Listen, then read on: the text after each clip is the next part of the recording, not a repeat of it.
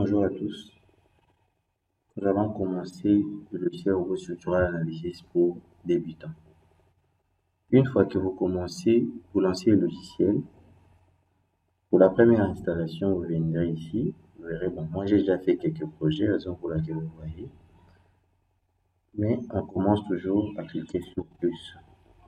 Ici, nous voyons les différents modules du logiciel robot structural analysis. Les 4 premiers modules, ce sont le module 3D. Le premier, il s'agit du module conception d'un bâtiment. Le second, c'est là qu'on fait les études de bâtiment en béton armé, métallique, en bois. À part ça, vous pouvez aussi faire l'étude de vos réservoirs et d'autres ouvrages. Ici, c'est le treillis, le portique 3D. Généralement, le portique que nous avons dans nos bâtiments, ce sont le portique spatial en 3 dimensions. Mais lorsque nous faisons le calcul manuel, on se permet de le faire en 2 dimensions pour faciliter le calcul. Donc, c'est ici que vous pouvez faire le calcul de vos portiques directement en 3 dimensions. Et là, nous voyons l'étude d'une coque. Oui, vous-même, vous voyez l'illustration, nous avons là l'image d'un silo. L'étude du coque permet, dans ces modules, on peut faire n'importe quelle forme de structure. Vous pouvez générer des structures à partir de lignes, à partir d'une surface, vous pouvez faire des volumes. Donc, c'est vraiment intéressant. Vous pouvez aussi faire le bâtiment ici. Et mieux encore, dans le module coque, c'est là qu'on fait l'étude de pont. Parce que c'est là-dedans qu'il y a les outils, donc c'est-à-dire le bar d'outils, les menus prédéfinis où on peut placer les armatures, la charge volante et exploiter même le résultat de cette charge-là pour les lignes d'influence. Cette étude ici, il s'agit d'études d'un treillis spatial. Comme treillis spatial, nous avons les pylônes, les télécommunications, soit pour le transport de l'énergie électrique. On peut aussi faire des treillis spatiales réellement, par exemple comme support de toit, on le voit dans les grands aéroports, dans les stades, dans les grands supermarchés, où vous pouvez avoir des treillis spatiales. On peut faire ça ici. La différence entre ces 2 modules, il faut aussi faire le treillis de l'autre côté. La différence entre les 2 modules résulte au fait que tous les éléments qu'on fait ici sont déjà relâchés. Donc, c'est-à-dire, qui dit relâché, c'est-à-dire que le nœud est supposé articuler. Ici, les 4 modules qui suivent, ce sont les modules 2D. Ça, il s'agit de l'étude d'une plaque. Si vous voulez faire l'étude de votre plaque, vérifiez simplement la dalle sans pour autant modéliser toute la structure. Vous allez venir là-bas. Étude d'un portique plan. Par exemple, ici, que vous pouvez vérifier vos poutres simplement appuyées, poutres continues, tout ce que vous avez appris dans le cours de résistance des matériaux ou soit de calcul des structures. Vous pouvez vérifier les sollicitations, tout ça. Mais ça ne s'arrête pas là. Il va jusqu'au dimensionnement même. Donc, portique 2D, c'est en 2 dimensions. Au suivant, c'est l'étude d'un grillage. Le grillage, comme vous voyez, c'est l'étude, on l'appelle aussi l'étude de poutres croisées. Là, vous avez vos poutres sans qu'il y ait par exemple le poteau à l'intérieur. C'est intéressant ces modules ici. Étude d'un treillis plan, ce sont les treillis plans que nous voyons généralement dans nos bâtiments. Nous avons affaire au treillis, ça peut être métallique ou en bois. Vous avez fait bien. Structure en volumique, ou modéliser n'importe quelle forme de votre structure. Vous pouvez aussi créer de nouveaux matériaux et vérifier ça ici. Vous avez là. On peut aussi faire l'étude, modéliser par exemple un barrage avec sa forme. On peut faire cette forme ici. Et placer la poussière de l'eau et vérifier ça. Étude en contrainte plane.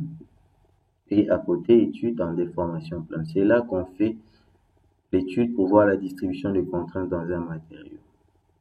D'autre côté, la distribution des déformations dans un matériau. C'est intéressant. On a eu déjà à faire 2 tutos sur ça. Étude d'une structure axisymétrique. Là, on voit comment, c'est une particularité par exemple des coques, l'axe de symétrie est au milieu et on peut étudier cette structure-là. Les deux modules ici, on les appelle le module métier. Ici, on peut faire la conception des armatures d'éléments en béton armé. Directement là, vous pouvez faire les études d'une manière indépendante de vos éléments. Vous calculez le poteau seul, la poutre seule, le voile, le poutre cloison, le semelle isolé, tout ça, mais indépendant. C'est-à-dire, vous pouvez utiliser ça pour vérifier, par exemple, une structure qui existe déjà, euh, une note de calcul qui a été déjà faite pour lequel vous doutez. Vous arrivez dans un projet qui avait déjà commencé, c'est vous qui devez continuer. Vous pouvez vous rassurer, par exemple, de vérifier si les études ont été bien faites. Vous pouvez vérifier ça directement là-bas au lieu de modéliser toute la structure. Ici, il s'agit de l'étude des assemblages en construction métallique. Oui, vous allez vers vos assemblages là. Là, c'est l'étude d'une section. L'étude d'une section, c'est là qu'on fait l'étude de la section, on conçoit même des nouvelles sections ici, des nouvelles formes que vous pouvez réutiliser. On a déjà utilisé, on a créé des profilés en Z, des profilés en sigma, tout ça. Et en dernier lieu, ce sont les études d'une structure paramétrée. C'est vraiment avantageux, ces genres de structures, ça vous permet de gagner en temps. Mais moi, je le conseille pour les utilisateurs déjà expérimentés. Ok, pour ce premier tutoriel, robot pour les débutants, on va commencer avec conception des bâtiments. Je vous invite à vous abonner, à activer les notifications pour ne rien rater, à commenter, à partager et surtout à liker. Posez-moi vos questions. Ok. Les saviez-vous? L'outil option sol construction permet de calculer la densité du sol pour un appui ou aider les fondations par de la stratification du sol défini. Bon, ça, c'est un message qui sort à chaque fois que vous ouvrez le logiciel. Hein. Message de connaissance, les saviez-vous, c'est aussi important. Ok, je viens là. Dans le logiciel, nous avons différents types de menus. Les menus sont au-dessus, menu fichier. C'est là que nous voyons, on peut enregistrer, importer les éléments. Ok, mais lorsque nous venons dans fichier, on va aller dans propriété. On va définir la propriété du projet, numéro du dossier. On peut spécifier le numéro du dossier là-bas, le nom du dossier, la phase en question, puisque nous savons les phases APS, APD, tout ça. S'il s'agit de l'APD, APS, vous déterminez même la phase de votre projet. Mais bon, au niveau de l'APS, avant projet sommaire, nous sommes au niveau des études d'exécution. Carrément, l'adresse du projet, si vous avez une adresse précise, vous avez déterminé ça, numéro du rue, la commune, ainsi que la ville, et des commentaires s'il y en a. Maître d'ouvrage, c'est ici qu'on renseigne le nom du maître d'ouvrage, le maître d'œuvre plutôt, l'architecte qui a conçu l'œuvre, vous mettez son nom, la rue, tout ça. Bon, lorsque je dis maître d'œuvre, il peut s'agir d'une personne morale ou une personne physique. Généralement, si c'est un bureau d'architecture, vous allez mettre le nom du bureau, les adresses, tout ça. Et ici, les responsables de l'entreprise en question, c'est la personne qui fait. C'est beaucoup plus pour la personne morale, l'entreprise. Maître d'ouvrage, ici, c'est le client. Ça peut être aussi une personne morale, tout comme une personne physique.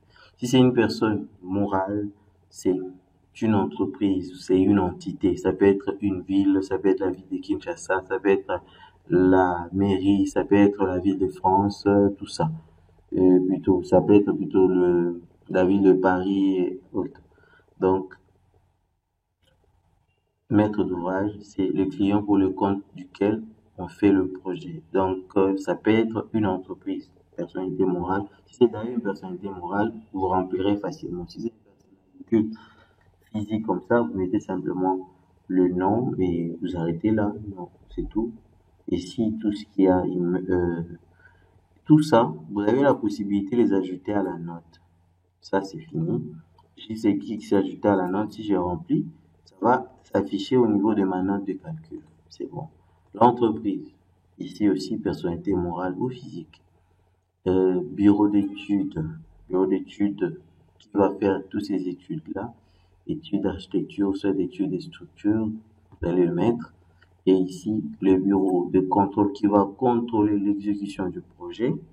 Le bureau d'études peut être aussi le même qui est bureau de contrôle, parce que les études se font avant les ouvrages et le contrôle se fait pendant que l'ouvrage se fait et après même. Donc, toutes ces informations, une fois que vous les remplissez, vous pouvez les ajouter à la note. C'est intéressant, ça fait partie des choses que beaucoup n'utilisent pas trop, mais c'est important. Ok, ça c'est dans le menu fichier, on voit tout ça. Nous avons dans le menu édition, c'est beaucoup plus pour les modifications, la sélection des éléments. Au niveau de l'affichage, il permet de gérer tout ce qui est affichage. Là, nous trouvons aussi les attributs et toutes les projections. Hein. Il gère tout ce qui est zoom. Vous voyez, nous avons plusieurs types de zoom qu'on peut utiliser.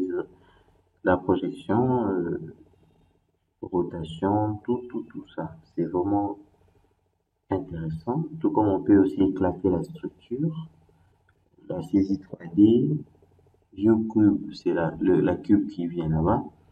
Ici, on peut se décider même d'enlever les grillages. Si je viens ici, espacement des grilles, je peux les ajuster.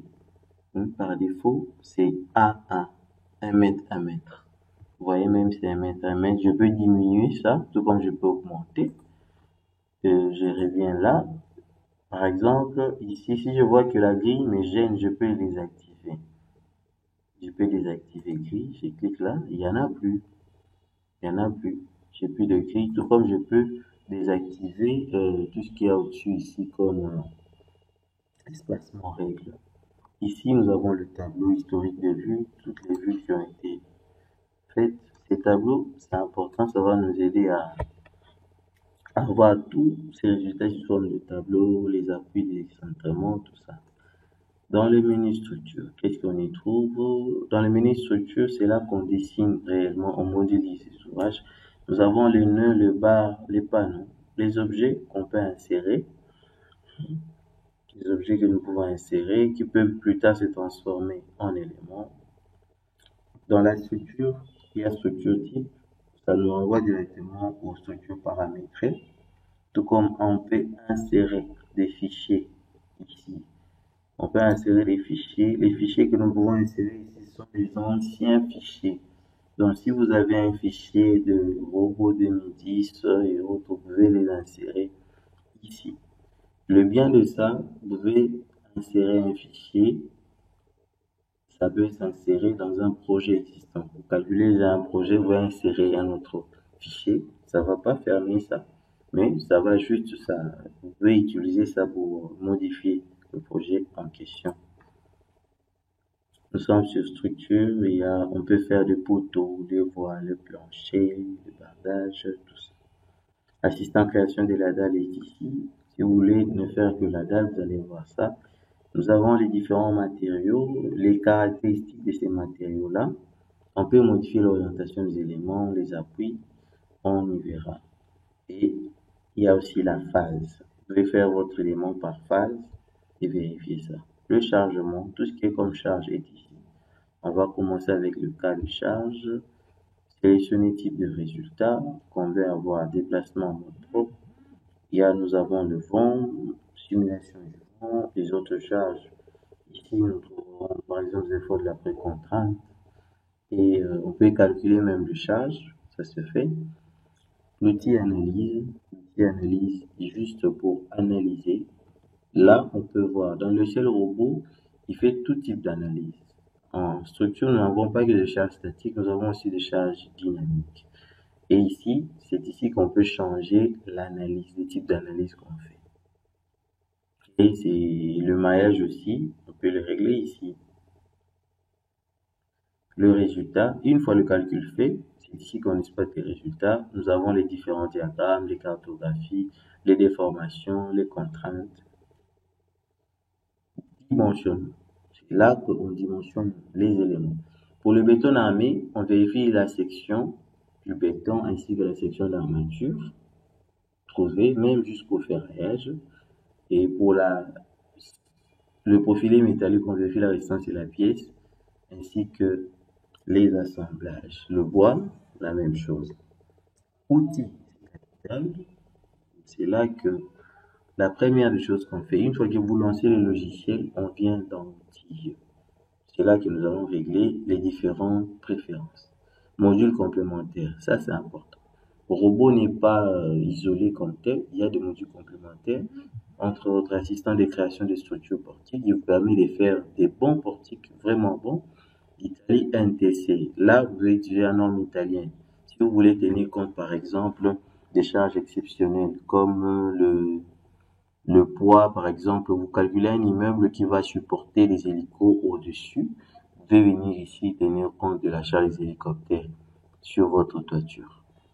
Et ici, ça nous permet d'avoir accès à Autodesk App Store. C'est là que nous voyons d'autres modules complémentaires qu'Autodesk a mis en ligne.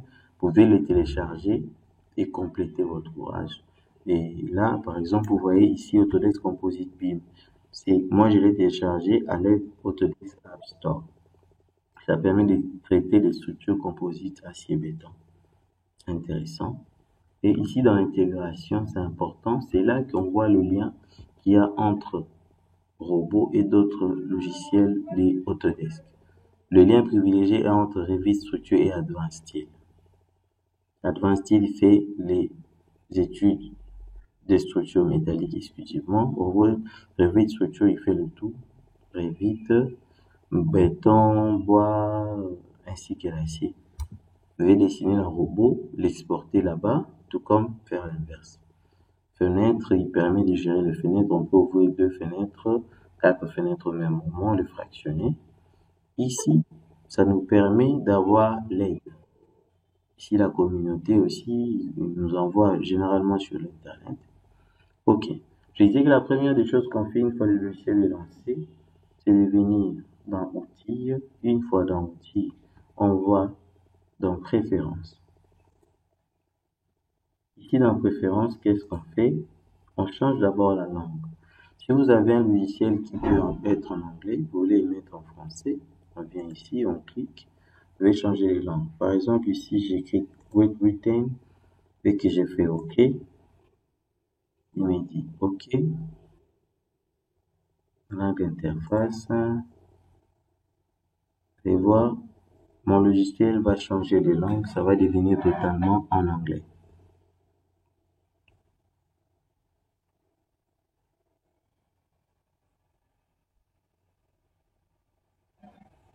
Je n'ai pas changé le logiciel, c'est le même.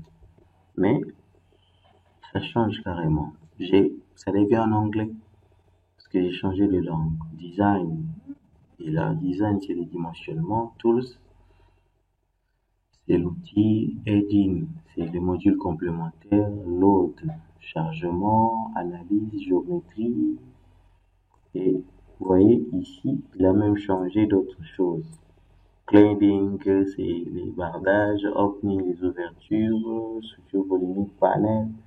Les panneaux, walls, murs, tout ça. Et je reviens sur Tools. Vous voyez, même ici, tout a changé. Je reviens sur Preferences. Là, c'est en anglais. Donc, je peux le changer de langue. Je le mettre même en allemand, en espagnol. Ouais, nous rentrons en France. J'ai fait Accept. Oui. Il va redémarrer et revenir en français. Donc, c'est ça. Vous pouvez mettre ça dans votre langue, dans une langue qui vous convient. Vous mettez dans la langue qui vous convient le mieux, que vous comprenez le mieux, et vous permet de bien faire vos études et d'avancer facilement. Ok. Nous rentrons dans le outil, toujours dans Préférences. À part ça, il y a paramètres généraux. Généralement, là, on ne change rien. Paramètres de la vue, affichage.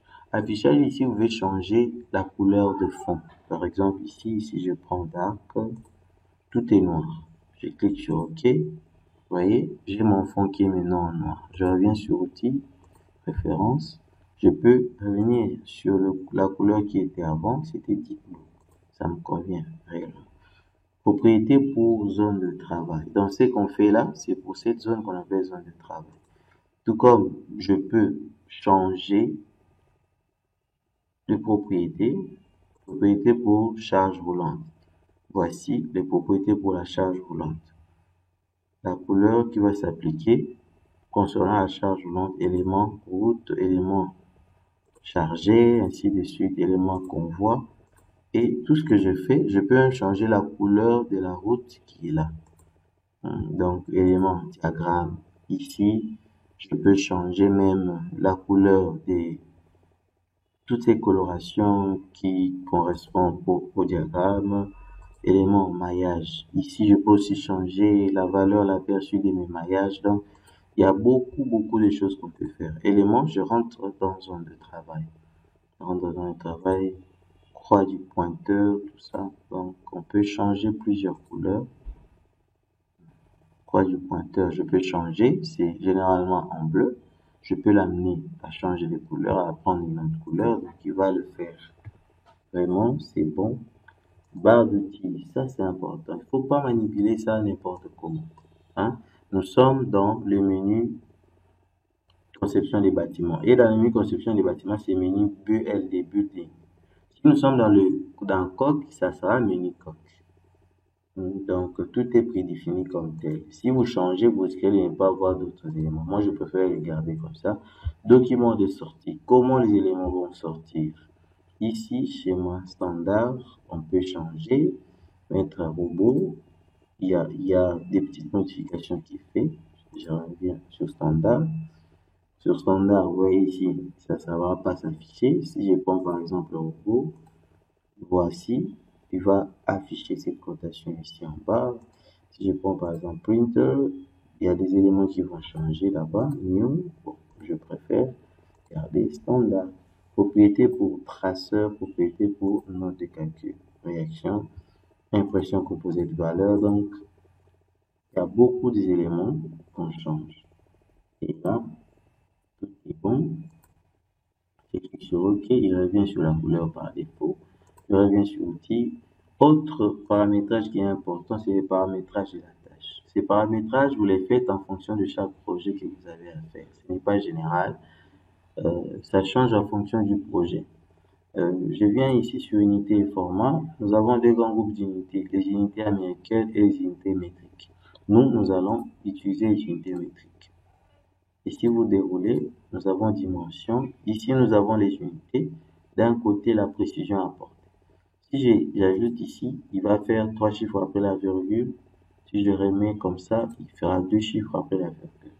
Ces paramétrages ici me conviennent parce que dimension de la structure, c'est par exemple la travée, la portée que vous avez de votre structure. Dimension de la section, c'est par exemple, vous avez un poteau de 20-40, c'est 20 cm fois 40 cm.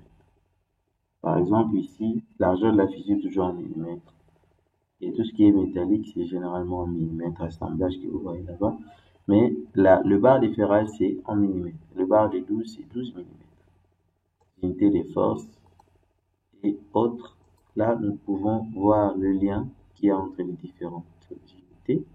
Matériaux, c'est important. Là, bon, notre bâtiment sera un bâtiment en béton armé. Je vais utiliser les matériaux foncés. Dans matériaux, vous pouvez aussi changer. Prendre par exemple les zéro code American par exemple. Si je prends American, il va changer. Vous voyez, ça c'est la nomenclature américaine. Concrete 10 à la Cedar, donc ça c'est pour les Américains. Si je prends espagnol, vous voyez, tout change. Béton, hormigone, tout. Et moi, je reviens au niveau de français. J'ai ça, je vais prendre béton 25, acier, je laisse acier. Soit je vais prendre les 24 qui correspond à ST135, aluminium chaud. Ici, je prends les résineux, bois résineux. Si je veux modifier, ou soit voir quel est réellement le caractéristique d'une classe, je clique sur modifier. Quelles sont les caractéristiques d'une classe? Là, vous voyez acier, soit E24, j'ai sa limite d'élasticité là, les modules Young, module de poisson, coefficient de cisaillement, ainsi que le poids spécifique que je peux toutefois modifier. Ramener ça à 78.5, tout laisser. Le béton, on voit les caractéristiques du béton choisi, béton 25, module Young, coefficient de poisson, poids spécifique. Et le caractéristique 25 mégapascal à 28 jours, échantillon cylindrique. Béton 25 correspond à C25/30. Aluminium, la même chose. Caractéristique de l'aluminium. Le poids spécifique de mon aluminium, 27, tout ça. Aluminium chaud. J'ai les deux éléments. Le bois. Voici les caractéristiques du bois. Non amarante.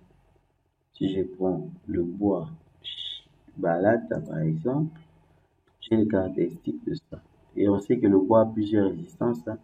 Il y a d'abord l'élasticité, résistance à la flexion, à la traction axiale, à la traction transversale. C'est ça le bois. Les propriétés changent dans chaque direction. Autre, donc c'est ici que je peux créer moi-même mon matériau. Admettons que je veux calculer une passerelle en verre. Je vais mettre ici les propriétés du verre que je veux faire. Et il faut avoir toutes ces caractéristiques. Le poids spécifique du verre, c'est la même chose avec le béton armé, mais il y a différence en termes d'extension thermique, coefficient d'amortissement, mobilité en guillot. Il faut préciser ça. Ce qui est intéressant. Et nous, on vient maintenant dans le catalogue. Au niveau des catalogues, nous trouvons toutes sortes de catalogues. Charges réglementaires sont les charges qui sont définies dans le logiciel qu'on peut changer. Sol constructible, ça c'est important. On vient cliquer là-bas pour ajouter à la liste. Tout ça, c'est les catalogues de sol. Si vous voyez, cherchez un type de sol et que vous ne le voyez pas, vous pouvez changer de catalogue. Mais dans ces catalogues, la plupart sont en anglais. Ceux qui sont en français, il n'y en a que deux. IL002, IL003 plutôt, c'est ça, et IL002F. Les deux sont en français, le reste c'est en anglais. C'est ce que nous allons utiliser. Charge par convoi, vous avez CPC. Maintenant, norme de conception. Par défaut, c'est CM66. Nous prenons la norme que nous maîtrisons. Vous pouvez utiliser les additifs 80, c'est la suite des CM66, tout comme prendre les zéro codes. Je prends les zéro codes suivant les annexes. Construction en bois, je prends la même chose.